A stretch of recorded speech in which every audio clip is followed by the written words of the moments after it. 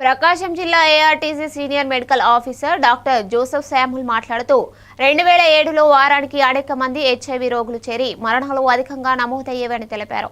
ప్రస్తుతం 3 నెలలకు కూడా ఒకరు అడ్మిట్ కావడం లేదని, మరణాల సంఖ్య గణనీయంగా తగ్గిందని చెప్పారు. డాల్టా గ్రీన్ వంటి శక్తివంతమైన మందులను ప్రభుత్వం ఉచితంగా అందించడంతో 11,000 మందికి నాణ్యమైన చికిత్స లభిస్తోందని, హెచ్ఐవి 3 దశల్లోనూ మెరుగైన వైద్యం అందిస్తున్నామని తెలిపారు.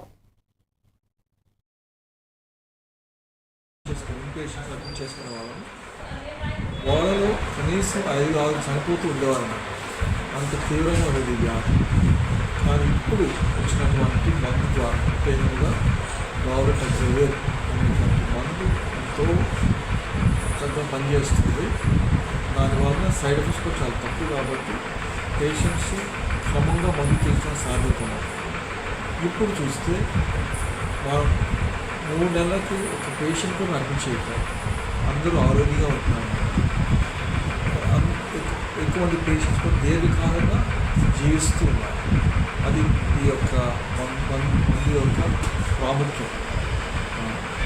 దేవుని దయ వలన నేను మా సెంటర్లో దగ్గర 11,000 మంది పేషెంట్స్ని సేవ అందిస్తున్నాను. అద్దంకి నియోజకవర్గం